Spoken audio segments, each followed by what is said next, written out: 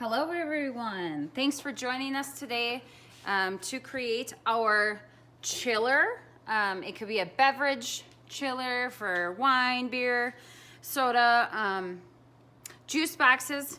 So today I'm going to walk you through the steps to create and complete your chiller, and we'll go through each step individually so you can follow along with this video.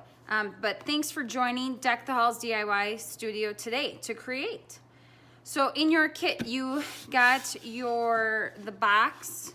It's already assembled for you, so it's ready to go. And then you have your insert, okay? And then you had up to 3 colors of paint or stain. Today I'm going to stain so that I can show those of you, it was a very popular choice. The walnut stain, it's a gel stain, and I'm going to show you how to use that today. You should also have your stencil, whatever stencil cutout you asked for. And then you will have a yellow sponge, orange sponge, and your white one. So that's all you need for this project. So we'll get started. These have been sanded for you, so they're ready to stain or paint. If you painted, you're going to do the same technique as this gel stain. So this gel stain is by Deco Art Americana, and it is no smell, which is really nice. You wipe on and then you can wipe off just like you would do, and it's a quick dry as well. So we like to use that in the studio. If you are wanting the stained look, we will use that. Sometimes we also water down some of our paint. So if you ordered yours with paint, but now you're thinking you want more of a wood grain wash look, you can simply water down your paint a little bit. I would recommend maybe using a different cup for that. But maybe just putting a little bit of water in there and spinning it, swirling it around, and then you'll paint just like we're gonna do stain. Now, for this stain, you don't need too much. So I'll just put a little glob on my sponge, and I'm just gonna wipe it back and forth. Okay, so this is the walnut gel stain, and you'll see it's a beautiful color. And I'm just using my sponge to really just go back and forth. I'm acting as if I'm painting, and I think you can see this where I'm kind of brushing it on the side of my cup of paint or a cup of stain. And I would recommend you do the same way if you're doing paint, okay? So also make sure you get those edges, all visible sides you'll want to get. And then I would also recommend going with the grain. So you'll just continue smearing this on. As you can see, it doesn't take much to get a really nice coverage. And then also make sure you get that top part. And then I like to go back and forth and catch any puddles that I might have left. And this walnut stain looks really nice. Now you'll want to go around the entire box and get all sides prior to our next step, which will be applying the stencil. Oops. Okay, so I wiped it all on. I feel like I don't have any puddles left behind. I feel like I have really good coverage. You can take your sponge and flip it over and just simply wipe any excess off that you might have. And then the other nice part about this stain, the gel stain, is that it comes off really well if you just go wash your hands. So I have just a little bit on me. So this is what you'll do. You'll wipe it back and forth and make sure you get your edges nice and good, nice and well. And then you'll join us back. You can pause the video and you can join us back when you're done staining or painting your board. You want it to dry completely. Okay, now that we have completely stained our project, okay, all sides are stained, we're gonna get ready to apply our stencil.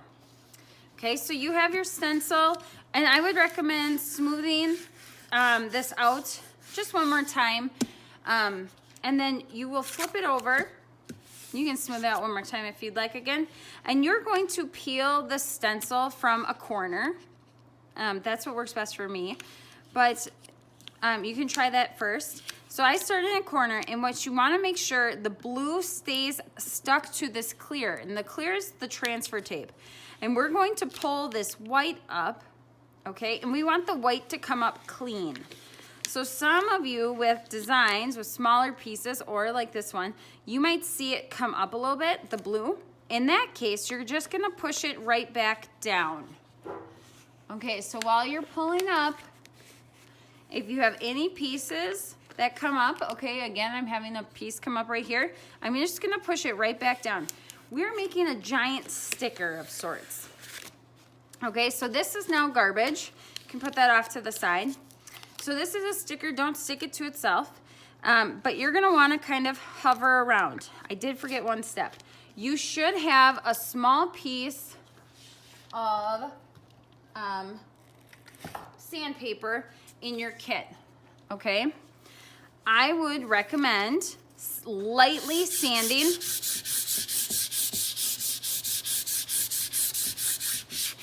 where you are going to put your stencil. And you're asking why, and that's a good question. This just prepares the area to adhere the stencil in a smooth way. And then you can just wipe it off. I have paint shirt on, so I usually just wipe it off like that.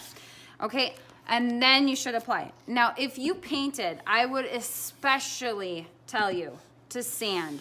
Now, I didn't do any crazy sanding, okay? If you want a more rustic look, then you take that sander and you sand on the edges and things, but I'm not gonna do that to this piece today. Then you'll take your stencil and you will kind of hover and shift until you get it to the spot you would like. If you are a ruler person, get out your ruler and measure your sides. If you're not a ruler person, you can just eyeball it. Now, don't apply pressure until you're happy with it. So I think that's pretty good. I might shift it a little bit over, but I haven't applied pressure, so I'm not worried that it's sticking yet. And then I'm gonna wanna look at it to make sure it's straight. And it looks pretty good to me. So when I'm happy with it, okay, I'm gonna make sure it's down. And I guess I did not check top to bottom. 3 and 2, but sometimes we put things on our counter. So I think I'm gonna go right about here with it. And then when you're happy with it, start in the middle and push out. And then you can go back and forth. So this is you're applying your stencil. Some people like to take a credit card or gift card and move it back and forth. In the studio, sometimes we use squeegees, but this is such nice wood and it's so smooth that you don't need to do that. You can just use your hands. So I applied my pressure, I got it all smoothed down.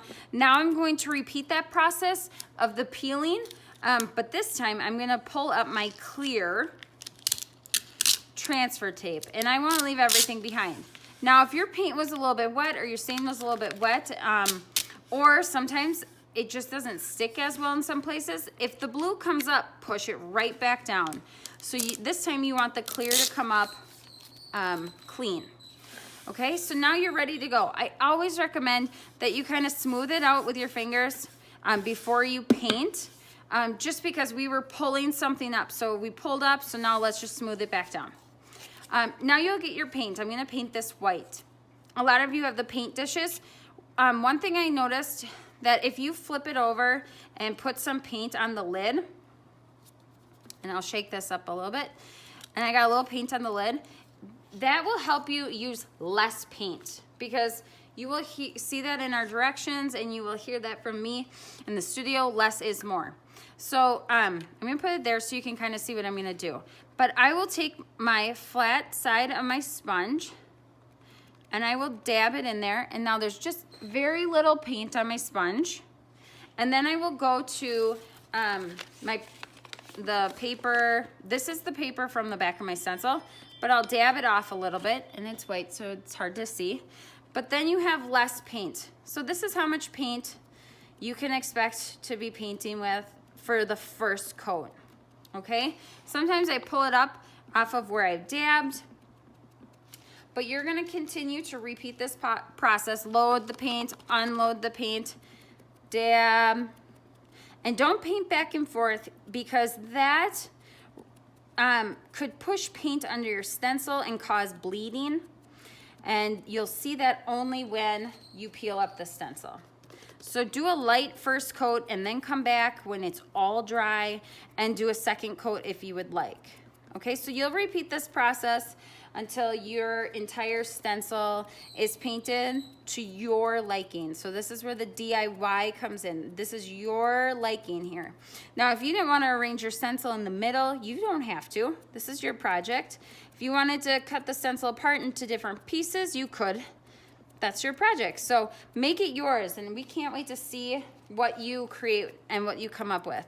These are super fun pieces. So I'll let you continue painting and dabbing. And when it's dry, we'll talk about peeling our stencil up. Okay, and we're back at it. We've painted to our liking, and our design is dry or close to dry. It's okay if it's a little damp, but do not have it wet. And then you'll just peel. You'll just peel up the stencil, okay, from one side. Now it's okay if the stencil tears, like this one right here, because we're throwing this away. So I'm pulling it up kind of like I'm pulling off a Band-Aid. You don't have to be too aggressive when you pull it up. There we go. Now that is, I'm putting that aside.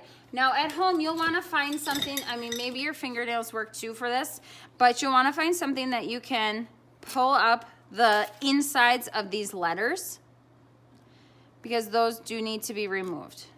Okay? So, in the studio, we use an X-Acto knife and some paint, kind of have a little bit of a mess there. So I'll show you how I'm going to fix that. But I'm just going inside my letters. I go to a corner and I pull it off. Now, when you do this, you want to go in really flat so you don't gouge the wood. And I have a little paintbrush here that I can do that little touch up with, as if it never even happened. There we go. Okay, so you have your box to your chiller. Now this would make a great wedding gift. I could see it at a head table. This would make a good piece for out on your patio when you can have friends over again. And you'll just set your insert inside, and then you're ready to go. So then you can fill with ice, put your beverages in, or if you're having a barbecue, your ketchup, your mustard, your relish, anything can go in here. It's super functional. If you wanted to plant flowers in there, you would just need to figure out a way to drain, because this is a metal insert. So thanks for joining us today, you guys. Your finished project looks awesome. If you want, because it might be handled a little bit more than a sign hanging on your wall, we would recommend that you clear coat these. But if you're not planning on having it moved around or handled a lot, you will probably be fine without that clear coat. If you have any questions about that, feel free to let us know. But again, thanks for DIYing at home with Deck the Halls DIY Studio.